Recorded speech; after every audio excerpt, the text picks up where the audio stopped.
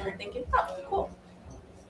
But it's really not cool. It's causing a lot of violence, generational beef, just for no apparent reason, just because I don't know their buddy hates someone, so now everyone hates this person because one person hates them.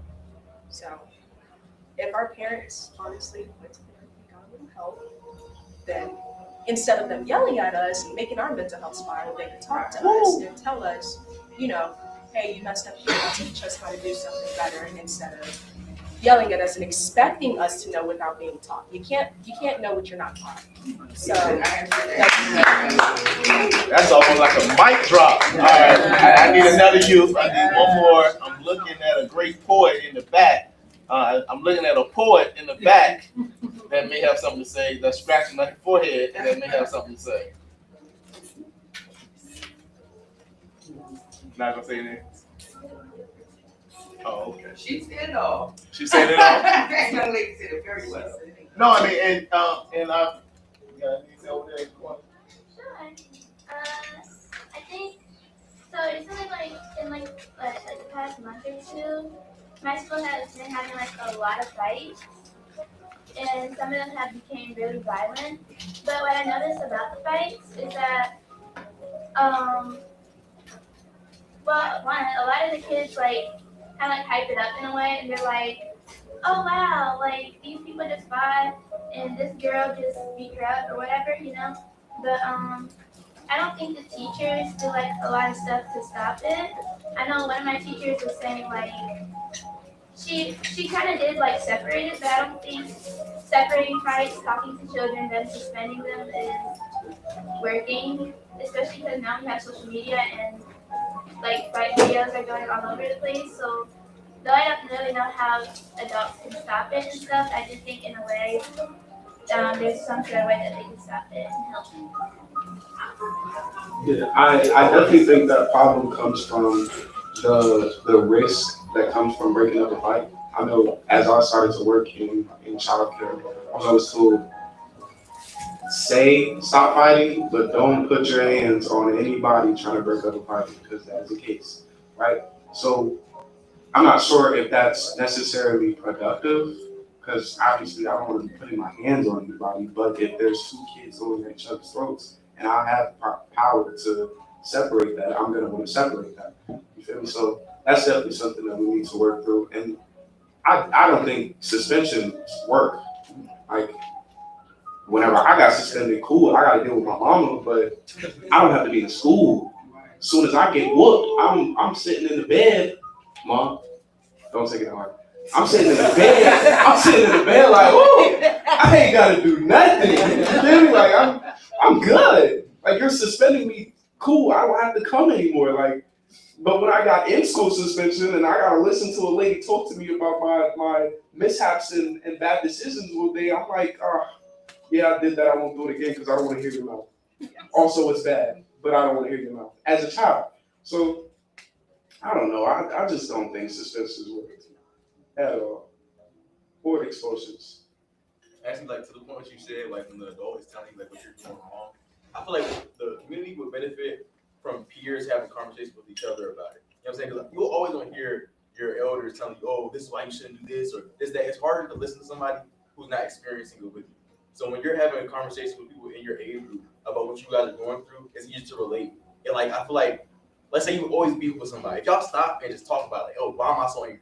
You know what I'm saying? Dang, this is what happened to me. I have a similar experience. You guys can relate to each other. And I feel like communities could grow stronger when they can become more connected. And I feel like it starts with young people talking to young people. And that's definitely a skill that's built at home. Like you don't grow up knowing already that I need to talk it out with this guy because that's gonna help. That's partially up to the adults in our lives to be able to foster that skill set so that we can work it ourselves. For sure. So there's definitely, without a doubt, a huge difference between my mother telling me why I did something wrong and one of the guys telling me why I did something wrong. Yeah. I respect my mother's viewpoint and I respect her as an adult.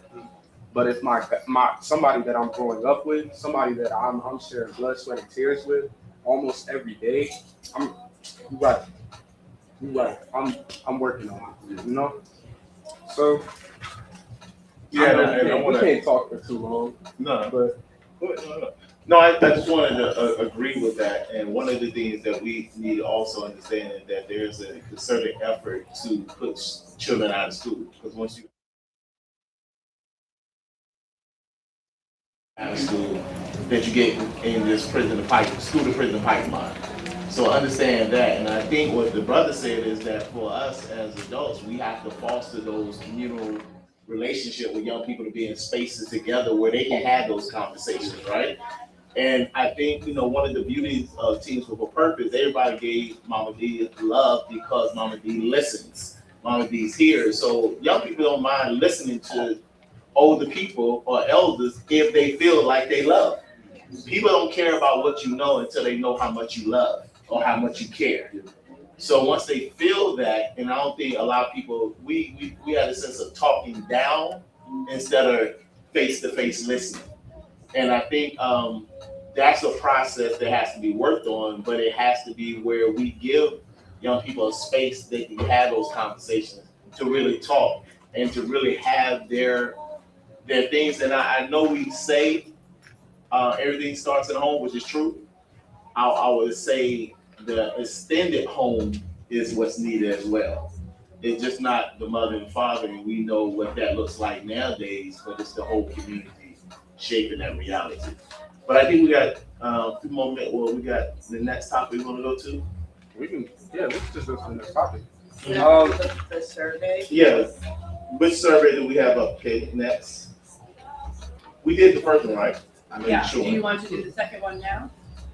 Yes. Yeah, the action part. You can say something to them before they do it. Actually, the action part, I'm sorry. Before we move on, I just wanted to add something that I've read about, like third spaces, right? Like we have home, right, and we have, school. Right. But I think those third spaces are disappearing, right? And they're always like something that grown-ups monitor, right? Like you do a sport, soccer, you've got grown-ups telling you how to play.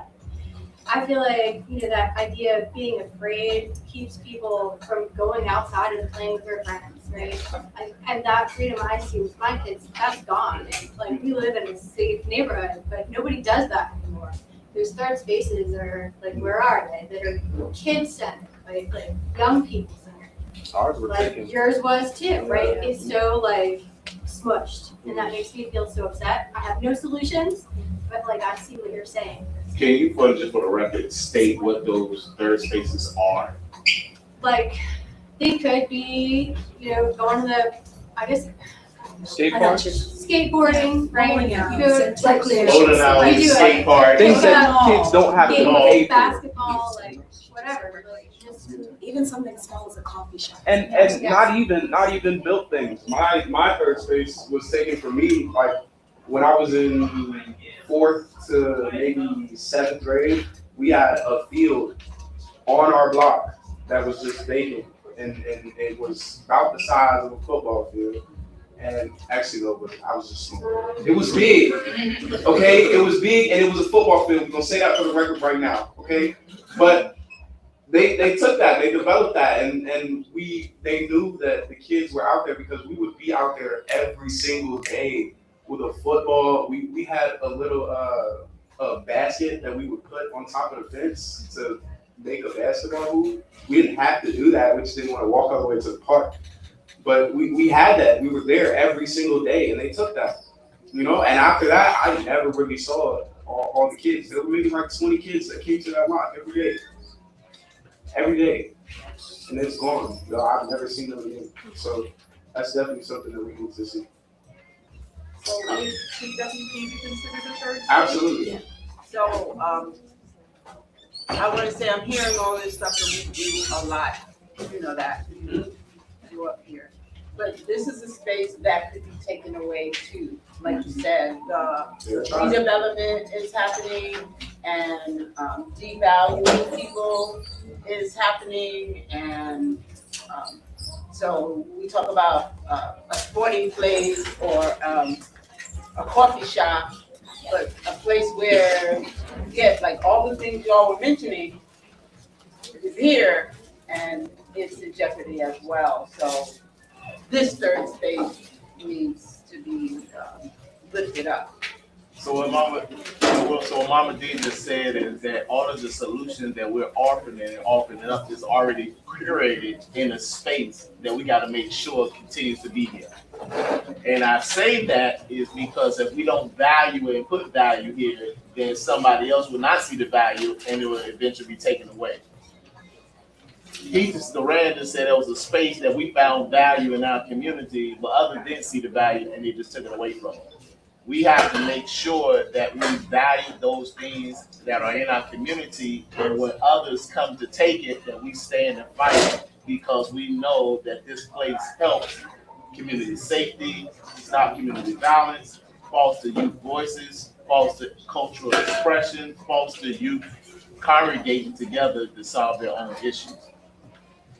So, before we move on to the next topic, we're gonna look over here. If you guys could scan the QR code, take that next survey, and we'll move on to our next topic, which is our community health and environmental justice.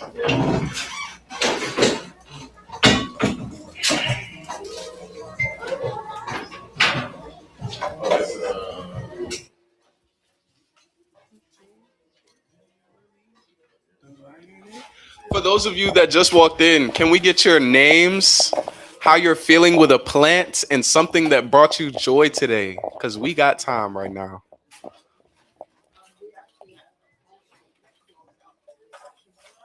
While they take the survey, just yeah. No, this is not a survey. This is the action Yes. for this session. Yeah. So this is the action part that we want to make sure that you stay connected. So after you scan the QR code, this is the action where you can tap in, lock in, and get some more things. So we can hit you by text, email, social media, and the areas that you may want to work in. So this is the action for the session around gun violence and community safety. Mama D. I'm in front of you.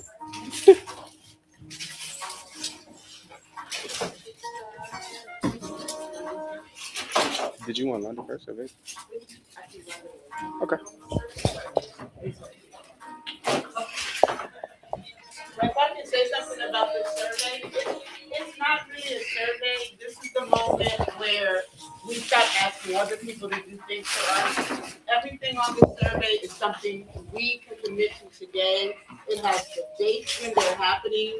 There's things that are happening. Nothing goes past the end of the summer. So we hope that we will take back our power and start doing things ourselves.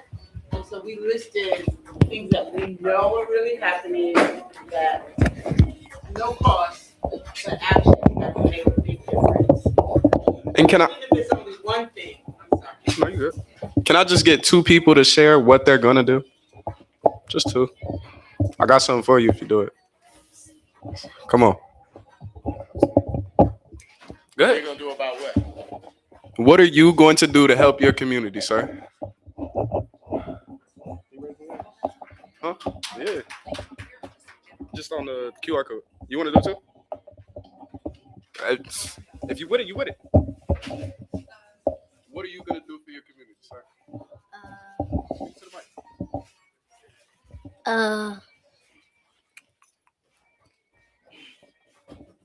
Pick up trash. Come on. Making our communities clean. That's right. He said, I don't know which color. There you go. There you go. Thank you. One more time, bro. I don't know if it's on the survey or not. I haven't finished it. But Yeah. If you with it, you with it. I would like to talk to the younger generation of children and help them see a better thing than just what they're living in right now, and show them, tell them things to help them later on in life that their parents possibly won't teach them. So that's just something I want to do, help them, because education is not that good. So maybe help them to read, write, the things that they're not really taught. I don't want to. I'll give it to someone. Thank you. So we're ready to move forward. Right, and to close us out for this This topic, particular topic, and I will add this: what the young lady just said was very powerful because one of the things is expanding our young people's mind. Even if we may not go to other countries, show them other countries.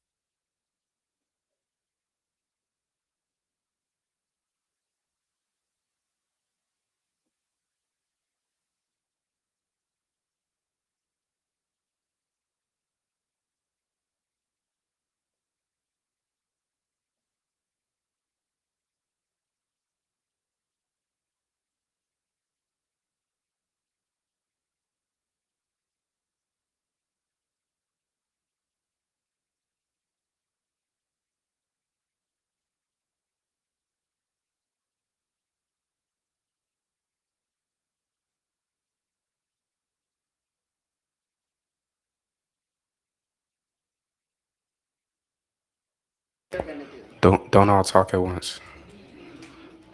I can talk.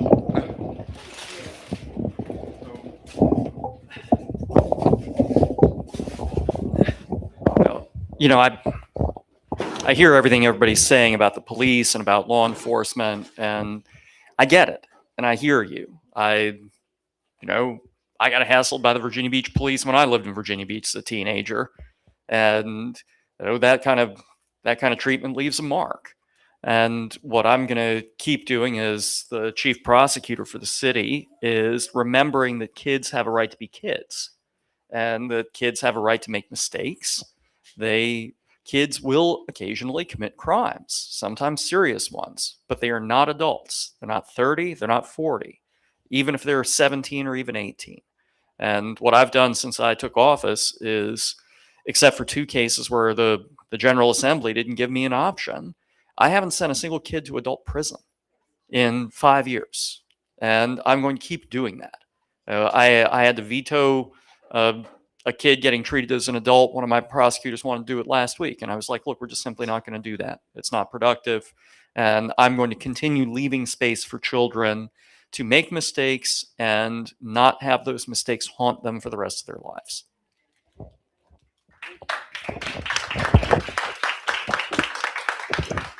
okay. So as this poet comes up to the stage, I want to give y'all a little bit of a tidbit about them. This poet is an Hampton Roads youth poet. Okay, she is a member of a slam team that travels around the country to represent Teens with a Purpose, Norfolk, and the Hampton Roads area in several slam competitions. She has taken several slams home for herself. This poet cold with it.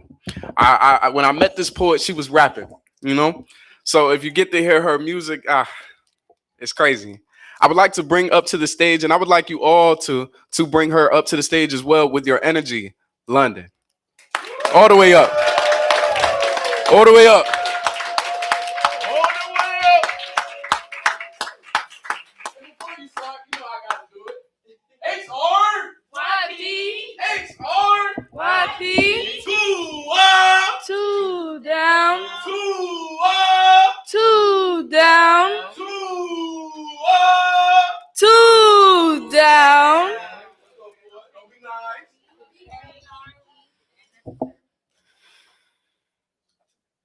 Once upon a time, a girl the age of 4, me, had big dreams. I dreamed of a castle and a Prince Charming to come and save me with the true love kiss as the calm music wakes me up.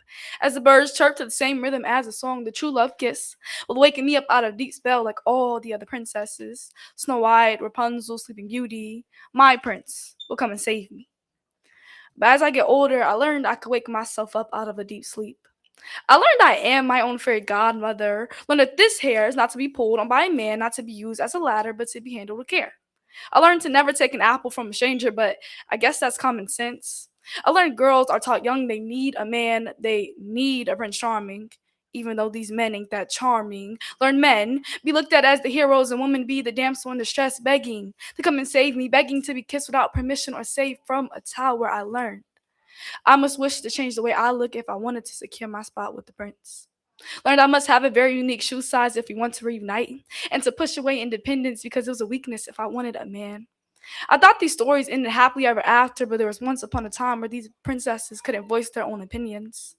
There was still a time where these bodies be a punching bag, still stuck, and then when it feared to not notice, they are serving a punk and not a prince who's too intertwined in the alcohol to even pronounce his words, and you still try to interrupt. And now it's devil versus damsel, now it's hate and speech are intertwined, and you're too stuck in your fear to notice you need to interfere. These stories rarely end happily ever after, but she may be the most happiest ever in the afterlife because she was tired of the beast in that castle. She was tired of wishing on her wanted fairy tale, the one they didn't tell her they were lying about. Because there's a very slim chance of finding a prince, but a big chance of becoming a new headline. But she so turns her guilt and shame into a gown, makes a tiara out of her tears, and the weight she carries, she turns it into the finest crystal heels. And she'll keep wishing on a classic fairy tale shooting star that her fairy godmother will bless her with that happily ever after.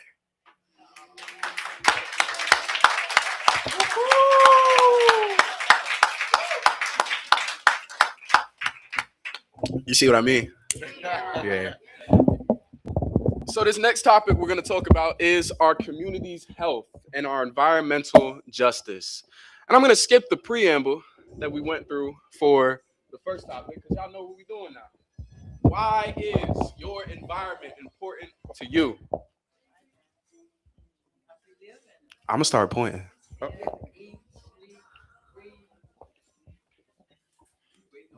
Mm-hmm. Why is your environment important to you? Why does your community's health matter?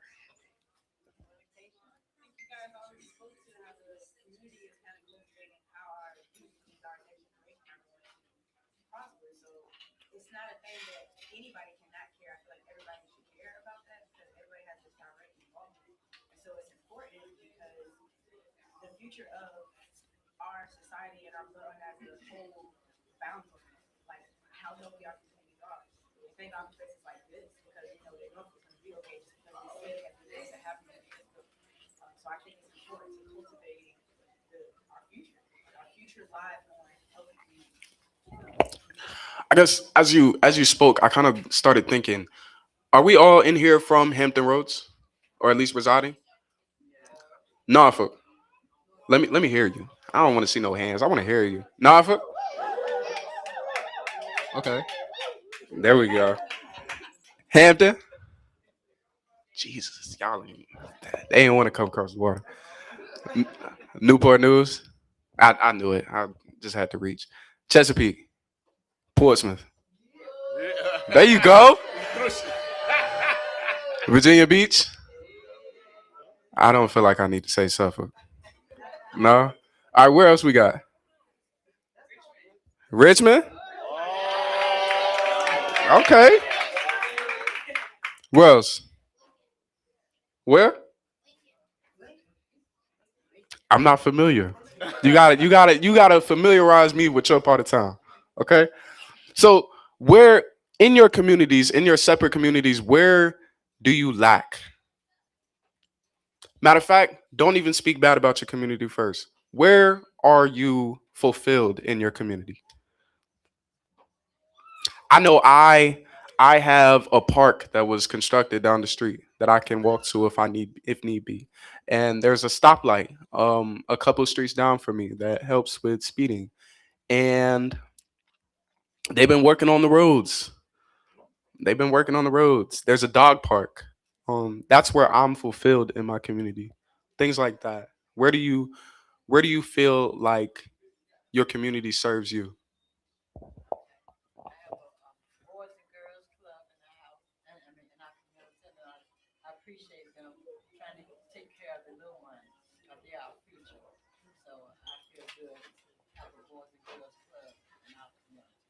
And do you send boys and girls to the Boys and Girls Club? Like, when you see children walking around outside, and if you come across children that you know live in your area, do you send them there or? Well, a lot of the time kids are not out walking anymore. Their parents have taken them. You know what I'm saying? You don't see too many kids walking anymore. You know. It's a dying art. Yeah. It's a dying art. Lord knows, my mom used to be worried every day. I want to walk everywhere. I don't want to drive. I want to get on the bike. You know? Who else? Where are you fulfilled? Come on. I got a lot of areas. I'm kind of like in between. So I live here and I live in another place. So, community centers, definitely, basketball, park balls, those kind of things. It's really pantries, different community events, different where I'm from festivals. But here, even when I'm coming to Virginia, it's definitely the same things: community centers, parks, and those other things, and outreach programs all in around the community provide. So I think that that's very, very helpful, and I can kind of talk about that because I live here and I live somewhere else. So I live in New Orleans. And I can hear it. So pretty much, Baby. that's what. Pretty much, I kind of tell you in both spaces. Yeah. Yep. Any youth got anything to say? Young people.